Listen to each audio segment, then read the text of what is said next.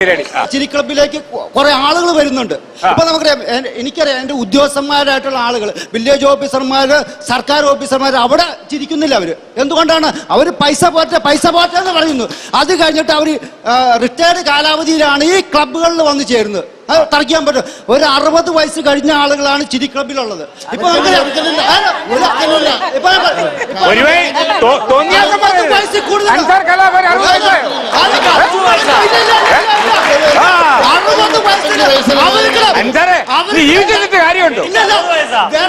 അവരുടെ ലൈഫിൽ അവർക്ക് ചിരിക്കാൻ പറ്റുന്നില്ല.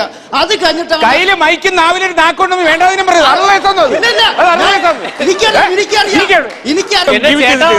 60 വയസ്സാ. കാലാവധിയിലാണ് കൂടുതൽ പേര് ഇങ്ങനെ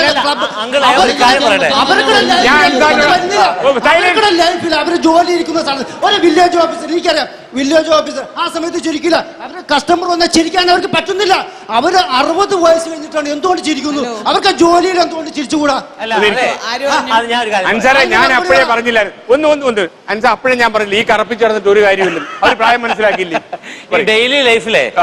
ഡെയിലി ലൈഫില് പലതരം ചിരികളുണ്ട്.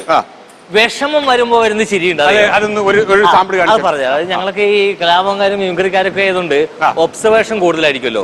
വെറുതെ നമ്മൾ ഡ്രൈവ് ചെയ്ത് പോകുമ്പോ റോഡിൽ ഒബ്സർവ് ചെയ്യുന്ന കാര്യങ്ങളാ. കോളേജ് പെൺകുട്ടികള് റോഡ് ക്രോസ് ചെയ്യാൻ നിൽക്കാൻ കണ്ടിട്ടുണ്ടോ? നമ്മൾ വണ്ടി ഓടിച്ചു പോകുമ്പോ ഈ പിള്ളേര് റോഡ് ക്രോസ് ചെയ്യാൻ നിൽക്കും. അവർക്ക് ക്രോസ് ചെയ്യാൻ പറ്റില്ല, കാർ ഇങ്ങനെ വന്നു പോയതുകൊണ്ട്. അതുകൊണ്ട് വെറുതെ ചിരിയാ. എന്തിനാ ചിരിക്കണേ? ഒരു ആവശ്യമില്ല ചിരിക്കണ്ടേ? അല്ല, അതിന് ഈ കുട്ടി ചിരിച്ചിട്ടുണ്ടോ തോന്നുന്നു? അങ്ങനെ അല്ലേ? ഇയാൾ ചിരിച്ചിട്ടില്ലേ? ഇല്ല. നോ. കുറച്ച് ദിവസത്തേക്ക് ഈ ചെറിയ നിർത്തിയ വല്ല അസുഖം മഹാരോഗം ഉണ്ടാവും. നമുക്ക് ആ 1 മണിക്കൂർ നേരം ആഹ്ലാദിക്കാനും സന്തോഷിക്കാനും അതോടൊപ്പം എക്സസൈസ് ചെയ്യാനുള്ളൊരു വേദി ഒരുക്കണമെന്ന് മാത്രമല്ല. ഇതിനകത്ത് വേറെ തർക്കിക്കേണ്ട വിഷയമില്ല. ഇപ്പൊ മിമിക്രി എല്ലാവർക്കും ആർട്ടിസ്റ്റുകളാവാൻ പറ്റില്ലല്ലോ. അത് കറക്റ്റ്. എല്ലാവർക്കും പാരഡി പാടാൻ പറ്റില്ലല്ലോ. ഈ കാലഘട്ടത്തിൽ എല്ലാവർക്കും വളരെ പിരിമുറുക്കത്തിൽ വർക്ക് ചെയ്യുന്ന ആൾക്കാരാണ്. എല്ലാവർക്കും ടെൻഷൻ ഉണ്ട്. അപ്പൊ ജീവിതത്തിലെ ഒരു ദിവസം 1 മണിക്കൂർ എക്സസൈസ് ചെയ്യണമെങ്കിൽ ഒന്നില്ലെങ്കിൽ നടക്കാം, അല്ലെങ്കിൽ ഷട്ടിൽ കളിക്കാം, അല്ലെങ്കിൽ ടോക്ക് ഷോ ചെയ്യാം. അതന്നെ, അല്ലെങ്കിൽ ടോക്ക് ഷോ, അല്ലെങ്കിൽ വേറെ എന്തെങ്കിലും ഒരു എക്സസൈസ് ചെയ്തു കഴിഞ്ഞാൽ നമ്മളുടെ പിരിമുറുക്കം എത്രയും വേഗം ഒഴിവാക്കാം. ഇതിൽ ഏറ്റവും ഇഫക്റ്റീവ് ആയിട്ടുള്ള ഒരു പിരിമുറുക്കം ഒഴിവാവാനുള്ള ഒരു വ്യായാമമാണ് ഈ ലാഫ്റ്റർ യോഗ.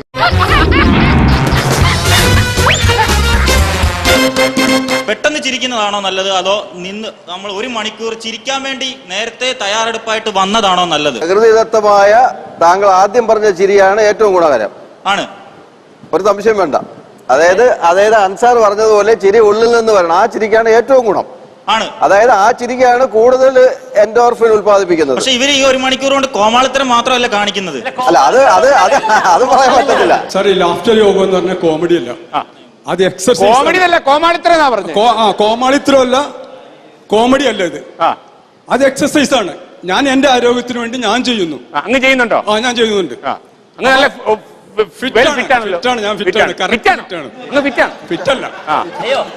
അപ്പൊ ഞാൻ കറക്റ്റായിട്ട്, അതായത് എന്റെ ആരോഗ്യത്തിന് വേണ്ടി ഞാൻ ചെയ്യുന്ന ഒരു വ്യായാമ മുറയാണ് ലാഫ്റ്റർ യോഗ. അത് എത്ര വെയിറ്റ് കുറച്ചു ഇതിലൂടെ? ഞാനൊരു 1.5 കിലോ. 10. നല്ല തടിയായിരുന്നു. നല്ല തടിയായിരുന്നല്ലേ? ഞാനൊരു 10. ഈ ശരീരത്തിൽ തന്നെയാണോ തടി വെച്ചത്? കോമാളിത്തരം എന്ന് പറയുന്നത് ഇംഗ്ലീഷിൽ കോമഡി എന്ന് പറയുന്നത് രണ്ടും ഒന്ന് തന്നെയാണ്. അല്ലെ, കോമാളിത്തരമൊക്കെ രസമാണ്. നമ്മളൊക്കെ കോമാളികളല്ലേ? വേറെ പുറത്തുനിന്ന് നോക്കുന്ന ആൾക്ക് കോമാളിത്തരമായിട്ട് തോന്നുള്ളൂ. തീർച്ചയായിട്ടും അതിനകത്തൊരു കുഴപ്പമില്ല. അല്ല, ഞാൻ അങ്ങനെയാണ് ഒരു കോമാളിത്തരം ചിറ്റിലപ്പള്ളി സാറിനോട് ചോദിക്കട്ടെ. അതായത് അങ്ങ് ചരിത്രത്തിൽ പല സംഭാവനകളും ചെയ്ത ആളാണ്. അങ്ങനെ വ്യക്തിപരമായ സംഭാവന ഞാൻ മാറ്റി വെച്ചിട്ടുണ്ട്. അപ്പോ ഒരു വലിയ വ്യവസായ സാമ്രാജ്യം കെട്ടിപ്പടുത്താളെന്നുള്ള നിലയിൽ ചരിത്രത്തിൽ കയറി നടക്കാനാണോ താല്പര്യം, അതോ കൊച്ചിയിലുള്ള കുറെ ആളുകളെ ചിരിപ്പിച്ചു എന്നറിയപ്പെടാനാണോ അങ്ങേക്ക് ഇഷ്ടം? എല്ലാം കൂടി. കാരണം ഒരു ദിവസത്തില് 1 മണിക്കൂർ നേരം നമ്മുടെ ആരോഗ്യത്തിന് വേണ്ടിയിട്ട്, ശരീരത്തിനും മനസ്സിനും വേണ്ടിയിട്ട് വ്യായാമം ചെയ്ത നല്ല കാര്യമല്ലേ? കുറെ ആൾക്കാർ നേരെയായിട്ടുണ്ടോ? ഒത്തിരി പേരെ എനിക്ക് ആകർഷിക്കാൻ പറ്റിയിട്ടുണ്ട്. ആൾക്കാർ കൂടി വരുന്നുണ്ട്. അതാണ് സന്തോഷം. വൈദ്യശാസ്ത്രത്തില് കീമോതെറാപ്പി, റേഡിയോതെറാപ്പി, ഫിസിയോതെറാപ്പി എന്ന വകുപ്പുകൾ പോലെ പാശ്ചാത്യ രാജ്യങ്ങളിൽ ഇപ്പോൾ ലാഫ്റ്റർ തെറാപ്പി എന്നൊരു വിഭാഗം കൂടി ആരംഭിച്ചിട്ടുണ്ട്. അത് നമ്മുടെ നാട്ടിലും ഇംപ്ലിമെന്റ് ചെയ്യാൻ വേണ്ടി, പ്രായോഗികമാക്കാൻ വേണ്ടിയുള്ള നടപടികൾ നടത്തുന്നു. അതിനുവേണ്ടി എല്ലാവരും സഹകരിക്കുക. ഞാനും നിങ്ങളും താമസിക്കുന്ന ഈ നാട്ടിൽ ടെൻഷൻ പിടിച്ചതാ ജീവിതം. അതുകൊണ്ട് എനിക്കൊന്നേ പറയാനുള്ളൂ, ഒന്ന് ചിരി അഭ്യസിക്കുക, അല്ലെങ്കിൽ യോഗ അഭ്യസിക്കുക. ഇത് രണ്ടും കൂടി അഭ്യസിക്കാൻ പറ്റുമെങ്കിൽ ചിരി യോഗ അഭ്യസിക്കുക, അതല്ലെങ്കിൽ അത് എന്റെ യോഗമായി കൂട്ടിക്കോളാം. Good bye.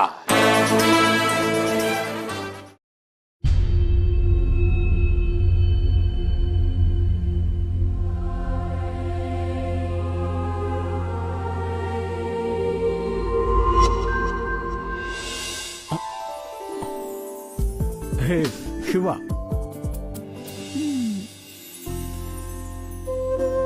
അപ്പൊ ഇനി ഇവിടെ അങ്ങ് തമ്പടിക്കാം. വളർന്ന് പറക്ക മുറ്റണത് വരെ അച്ഛൻ എല്ലാവർക്കും വലിയ ഇഷ്ടമായിരുന്നു. ഇപ്പൊ അച്ഛന് സ്റ്റൈല് പോരാ. Thank you doctor. കൂടുതൽ അടുപ്പൊക്കെ കല്യാണം കഴിഞ്ഞ് മതി. മതിയെങ്കിൽ മതി, പക്ഷെ അതിന് കുറെ സമയമില്ലേ? അതുവരെ ഞാൻ എങ്ങനെ എന്നെ കൺട്രോൾ ചെയ്യും?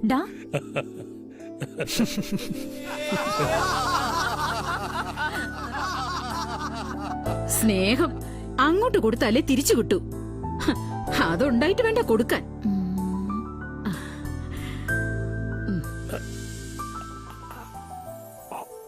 അതെ, നിനക്ക് കേക്കണോ?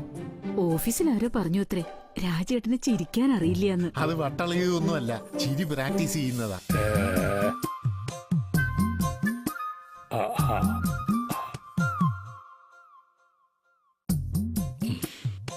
ഇനി ചേട്ടന പ്രഷറൊക്കെ നോർമൽ ആയിക്കോളും. നമ്മുടെ ക്ലബിലെ മെമ്പർ ആയില്ലേ?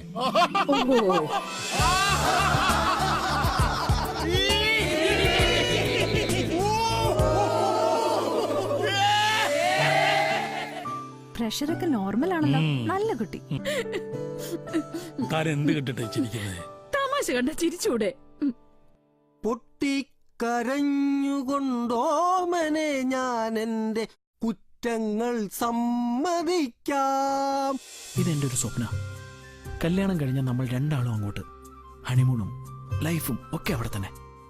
പിന്നെ നമുക്ക് അമ്മയും കൊണ്ടുപോവാം. സ്വപ്നങ്ങളൊക്കെ പിന്നെ പങ്കുവെക്കാം.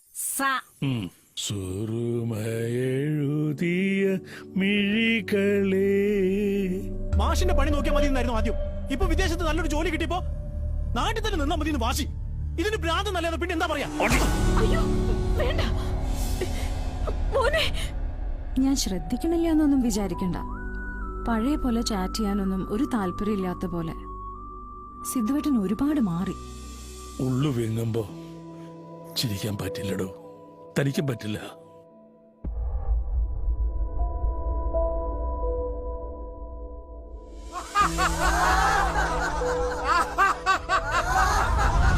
സാറ് എഴുതണം. ഇതൊക്കെ ഈ ലോകം അറിയണം. നമുക്ക് എഴുതാൻ രവി, എല്ലാം എഴുതാം.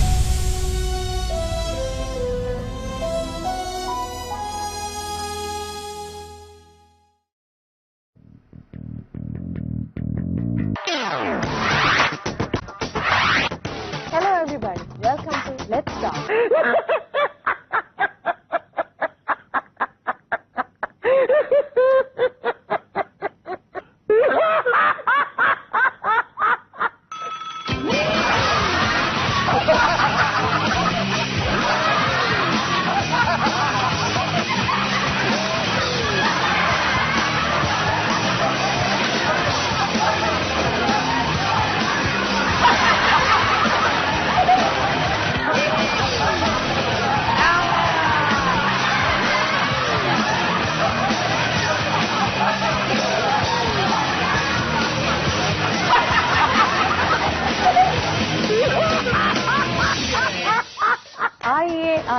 आइए ये हास्य दरबार में आइए. ചിരിക്കാം ചിരിക്കാം ചിരിച്ചുകൊണ്ടിരിക്കാം, ചിരിയുടെ അമിട്ടുന്ന തിരികൊളുക്കാം. ലെറ്റ്സ് ടോക്കിന്റെ ഈ എപ്പിസോഡ് നമ്മൾ ചിരി മാലകളിലൂടെ കടന്നു പോകാനുള്ള ശ്രമമാണ്. ലാഫ്റ്റർ ക്ലബ് കേട്ടിട്ടേ ഉണ്ടാവുള്ളൂ നമ്മുടെ പ്രേക്ഷകർ. എന്താണ് ലാഫ്റ്റർ ക്ലബ് എന്ന് ഇന്നത്തെ എപ്പിസോഡ് നിങ്ങൾക്ക് മനസ്സിലാക്കി തരും. കരഞ്ഞാലും മരിക്കും, ചിരിച്ചാലും മരിക്കും, എന്നാൽ പിന്നെ ചിരിച്ചൂടെ. പഴയ നടൻ അടൂർ ഭാസി അഭിനയിച്ച ഒരു സിനിമയിലെ പ്രശസ്തമായ ഒരു ഗാനമാണ്. കരഞ്ഞിട്ടും മരിച്ചാൽ നരകത്തിലാണെങ്കിൽ കുലുങ്ങി ചിരിച്ചിട്ടും മരിച്ചൂടെ. ലെറ്റ്സ് ടോക്കിന്റെ ഈ ഹാസ്യ എപ്പിസോഡിലേക്ക് എല്ലാവർക്കും സ്വാഗതം. ചിരിയുടെ അമിട്ടുമായി ഇവിടെ എത്തിച്ചേർന്നിരിക്കുന്നു KM Mathai, president, Kaloor laughter yoga club, Surendran, secretary, Sebastian KL, master Sunil, assistant master Rosily, joint secretary, ഒപ്പം ഏലിയാമ്മ മത്തായി, ഉഷ സുരേന്ദ്രൻ, ഗ്രേസി, മജീദ്, നിസാനി ആൻഡ് സീന. സത്യത്തില് പുറമേന്ന് കാണുന്നവർക്ക് ഇതൊരു അത്ഭുതമാണ്. മത്തായിച്ച, വർഷങ്ങൾക്ക് മുന്നേ ഈ ചിരിക്കാൻ പറ്റാതെ മസിൽ പിടിച്ചു നിന്ന മത്തായിച്ചനായിരുന്നോ ചിരി ക്ലബിൽ വരുന്നതിന് മുന്നേ? അതെ അതെ, ഞാൻ സ്ഥിരമായിട്ട് സ്റ്റേഡിയത്തിൽ രാവിലെ നടക്കുന്ന ഒരു വ്യക്തിയായിരുന്നു.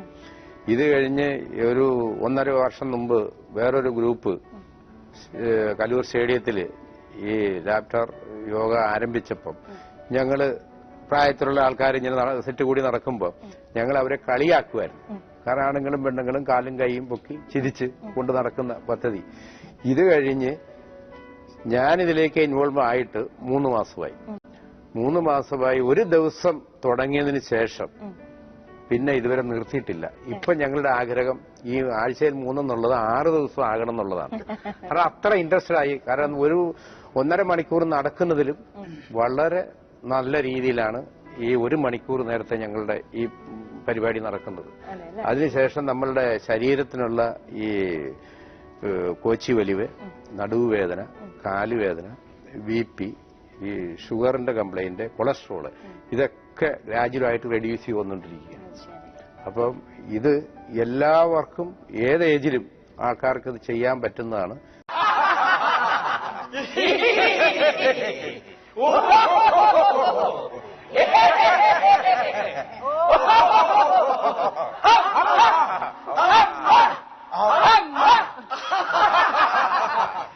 സുനില് കുറെ കൂടെ യങ് ആയിട്ടുള്ള ഒരാളാണ്. എങ്ങനെ ഇതിലേക്ക് വന്നു വിട്ടു? ഞാൻ ഇപ്പൊ 1.5 വർഷത്തോളമായി സ്റ്റേഡിയത്തിൽ ചെയ്യാൻ തുടങ്ങിയിട്ട് എനിക്ക് ഭയങ്കര ക്രൈസാ. രാവിലെ മുതൽ ഞാൻ ഇത് ഭയങ്കര സന്തോഷവാനായിരിക്കും. ഇപ്പൊ 10 പേരുടെ അടുത്തെങ്കിലും ഈ മെസ്സേജ് കൊടുത്തിരിക്കും ഞാൻ. പിന്നെ ഈ കൈയില്ലേ, ഇത് നമ്മൾ ഫുൾ വർക്കിംഗ് വരുമ്പോ നമ്മുടെ ശരീരത്തിലെ ഫുൾ ഫങ്ഷൻ നടക്കും. കിഡ്നി ഫങ്ഷൻ ചെയ്യും, ഹാർട്ട് ഫങ്ഷൻ ചെയ്യും, കരള് ഫങ്ഷൻ ചെയ്യും. ഈ വിരലിന്റെ മാടി വരുമ്പോ നമ്മളെ വിക്കല് കുറയും. അങ്ങനെ ഒരു അക്യുപ്രഷർ ഡോക്ടറുടെ അടുത്ത് കൺസൾട്ട് ചെയ്താൽ നമുക്ക് മനസ്സിലാക്കാൻ സാധിക്കും. ഈ ക്ലാപ്പ് തെറാപ്പി എന്ന് വേണമെങ്കിൽ പറയാം. പിന്നെന്താ വെച്ചാൽ കൊണ്ട് നമ്മൾ 1/2 മണിക്കൂർ നടക്കുന്നത് 10 മിനിറ്റ് ചിരിച്ചാൽ മതി. രാത്രി 12 മണി വരെ ജോലി ചെയ്യുന്ന ആളാ. മാനസികമായ ഭയങ്കര പിരിമുറുക്കായിരുന്നു. ഞാൻ ഫുൾ ടൈം ഹാപ്പിയാ.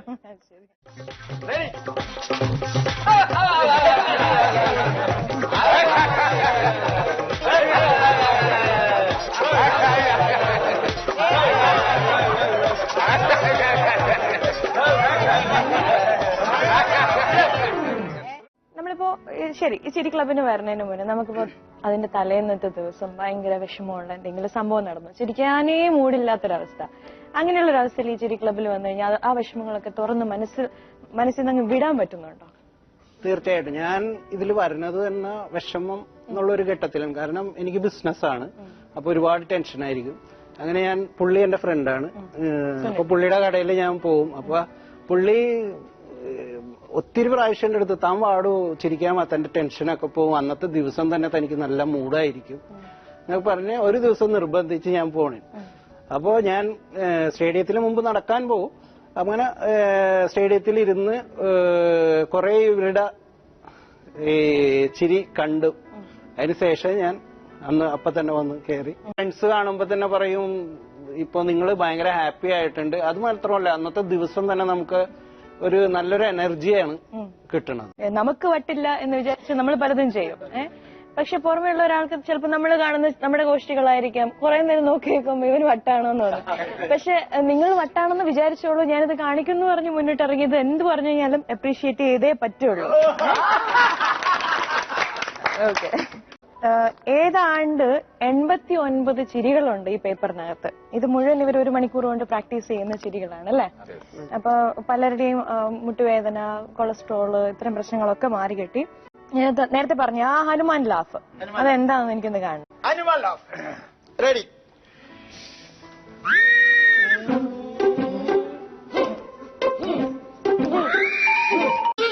അങ്ങനെ ഒരു വിഷയം ചോദിക്കാം.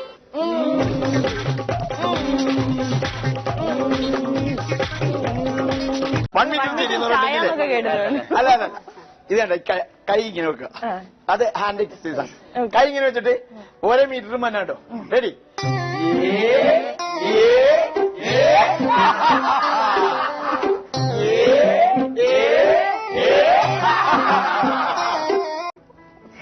മനസ്സിന്റെ സമതുലനാവസ്ഥ അഥവാ ഇക്വിലിബ്രിയം നിലനിർത്താനാണ് ഇത്തരം ചിരി ക്ലബ്ബുകൾ നടത്തുന്നത് അല്ലെ. തലച്ചോറിലേക്കുള്ള രക്തപ്രവാഹം വർദ്ധിപ്പിക്കുന്നതിനും ചിന്തകൾക്ക് ലാഘവം നൽകുന്നതിനും ഹൃദയം, ശ്വാസകോശം, കുടൽ എന്നീ അവയവങ്ങളുടെ പ്രവർത്തനത്തെ ഊർജ്ജസ്വലമാക്കുന്നതിനും ആത്മാർത്ഥതയുള്ള ചിരി വളരെ സഹായകമാകുമെന്ന് ഡോക്ടർമാർ പറയും. കൊച്ചു പെമ്പിളേരി ഈ കൈ കൊട്ടിച്ചിരിക്കും, കൈ ഇങ്ങനെ കുടഞ്ഞിട്ട് സിംഗപ്പൂർ ലാഭ്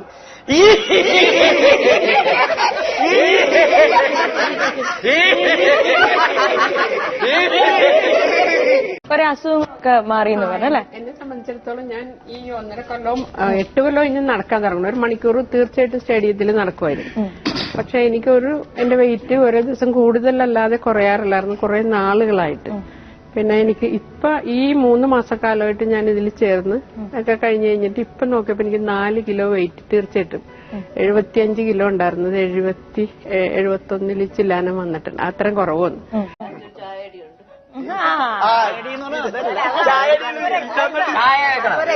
ഓക്കെ, ഇത് കണ്ട, ഇത് കറക്റ്റ് ആയിട്ട് നോക്കോ. ഇതായിട്ട് ചായ അടിക്കണ നോക്കോ. ചായ കുടിക്കാൻ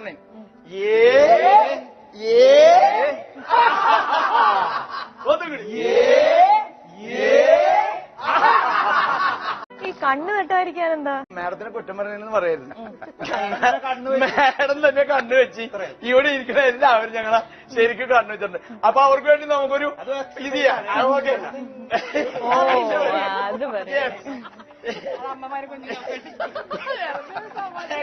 നിങ്ങളുടെ ഈ 65 പേരിലെ ഗ്രൂപ്പിലെ ചില ദിവസം ഇന്ന് നമുക്ക് ഇങ്ങനത്തെ ചിരി ഞാൻ ഇൻട്രൊഡ്യൂസ് ചെയ്യാം. ചിലരൊക്കെ അങ്ങനെ ഇൻട്രൊഡ്യൂസ് ചെയ്തിട്ടുണ്ടോ ചിരിയൊക്കെ? ഈ മലയാള അക്ഷര ചിരി ഇപ്പൊ ഇത് ഞങ്ങൾ ചെയ്തതാണ്. പിന്നെ കൈയുടെ എക്സസൈസ് ഉണ്ട്. കൈയുടെ എക്സസൈസ് എന്ന് പറഞ്ഞാൽ ശ്വാസം ക്രമീകരിക്കാൻ. പിന്നെ ലാപ്ടോപ്പ് ഉണ്ട് ഈ ആർട്ടിന്റെ, അത് ഞങ്ങൾ കാണിച്ചു തരാം. ഷുഗർ ഇതൊക്കെ കൂടിയുള്ള ഒരു ഇതാണ്. അപ്പൊ പരമാവധി നമുക്ക് രോഗം എങ്ങനെ ഇല്ലാതാക്കാം. ലാപ്ടോപ്പ് പറഞ്ഞു ചെയ്യട്ടെ. ലാപ്ടോപ്പ് യെസ്, ആർട്ടിന്റെ പമ്പിങ് ക്ലിയർ ആകാൻ. പിന്നെ ഷുഗറിന്റെയൊക്കെ ഇത് ശരിക്കും താന്നു പോകാൻ വേണ്ടിയിട്ടുള്ളതാണ്. Okay, ready? Laptop laptop laptop laptop laptop laptop laptop laptop laptop laptop laptop laptop laptop laptop ചിരി, വാണിംഗ് ചിരി, ലയൺ ലാഫ്. പിന്നെ അതാണ് 3 എണ്ണമാണ്. വില്ലൻ ചിരി എന്ന് പറഞ്ഞിട്ടുണ്ടെങ്കിലേ റെഡി? വില്ലൻ ചിരി.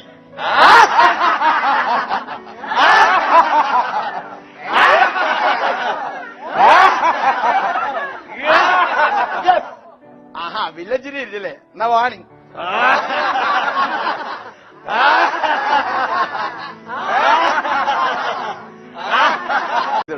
ഒരു ലയൺ ലാഫ് ഉണ്ട്.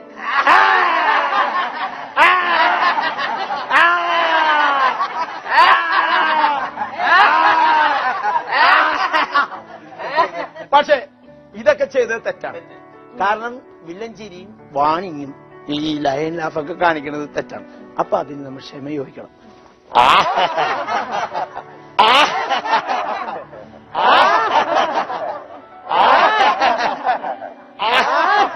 ഈ ക്ഷമ ചോദിക്കുമ്പോ പറ്റുമെങ്കിൽ മുട്ടുമടക്കരുത്. അപ്പൊ അപ്റ്റോമിനി അതിന് ഇത് കിട്ടും. ഈ സാധനം ഇങ്ങനെ അപ്പൊ എന്താണ് ക്ഷമ ചോദിക്കുന്ന സമയത്ത് നമുക്കൊരു എക്സസൈസ് കിട്ടുന്നത്. അതാണ് ഇതിന്റെ ഏറ്റവും നല്ല ഒരൈറ്റം. കൂട്ടത്തിൽ നല്ലൊരു മിമിക്രിക്കാരും കൂടെ വന്നു കഴിഞ്ഞാൽ നിങ്ങൾക്ക് ഭയങ്കര സംഭവമായിരിക്കും. ഞങ്ങളുടെ കൂട്ടത്തിൽ ഒരു അൻസാർ, കലാഭവൻ അൻസാർ എന്ന് പറഞ്ഞൊരു നടനുണ്ടായിരുന്നു. നമസ്തേ.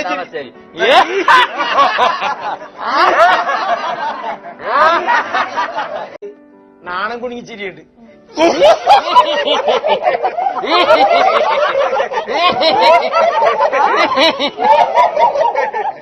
Ready? Ready? Here it is. Ready? 1, 2, 3. ഇനി വാ തുറന്നു പിടിച്ച് ഈ 2 വിരലിൽ ചെവിയുടെ ഇവിടെ മസാജ് ചെയ്യുന്ന സമയത്ത് ഇവിടെ ഒരു സാധനം ഇങ്ങനെ ഉയർന്നു വരും. അതിന് നമ്മ ശരിക്കും തടയി കൊടുക്കുമ്പോ ശ്രവണ ശക്തിക്ക് അത് നല്ല ഇതല്ല.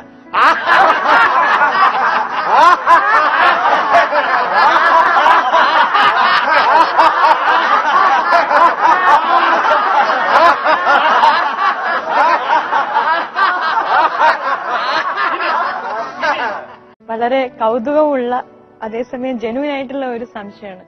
നിങ്ങൾ ശരിക്കും എങ്ങനെയാ ചിരിക്കുന്നത്?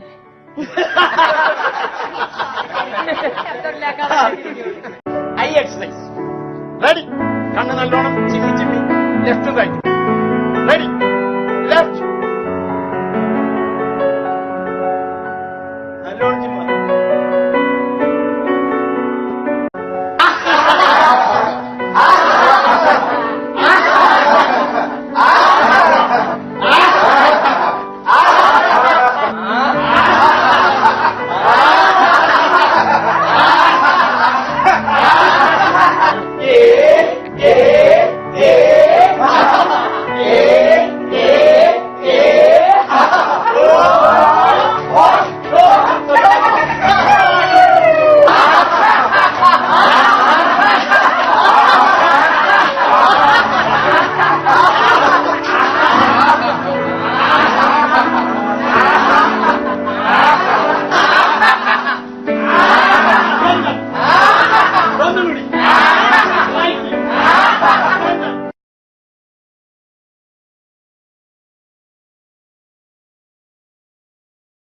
ലെറ്റ്സ് ടോക്കിന്റെ ഈ എപ്പിസോഡ് എല്ലാവരും മസിൽ പിടിക്കാതെ തന്നെ എൻജോയ് ചെയ്തു എന്ന് കരുതുകയാണ്. ഇവിടെ നമുക്ക് ഇന്ന് അതിഥികളായിട്ട് കിട്ടിയത് ഒരു ഈഗോ ഇല്ലാത്ത, വലുപ്പ ചെറുപ്പങ്ങളില്ലാത്ത, എല്ലാം തുറന്ന് സംസാരിക്കാൻ അറിയാവുന്ന, ചിരിക്കാൻ അറിയാവുന്ന ഒരു കൂട്ടം മനുഷ്യരാണ്. ഇത് എല്ലാവിധ അസുഖങ്ങളെയും മാറ്റി നിർത്തുമെന്ന് ഇവർക്ക് പറയുന്നു. സയന്റിഫിക്കലി പ്രൂവൺ ആണ്. എന്തായാലും ലാഫ്റ്റർ ക്ലബ്ബുകളിൽ അംഗമാകാൻ നിങ്ങൾക്കും കൂടെ താല്പര്യമുണ്ടെങ്കിൽ ഇതൊരു നല്ല ഒരു ചോയ്സ് ആണ്. സോ അടുത്ത എപ്പിസോഡിൽ മറ്റൊരു വിഷയമായി കാണാം. Till then you all take care. By.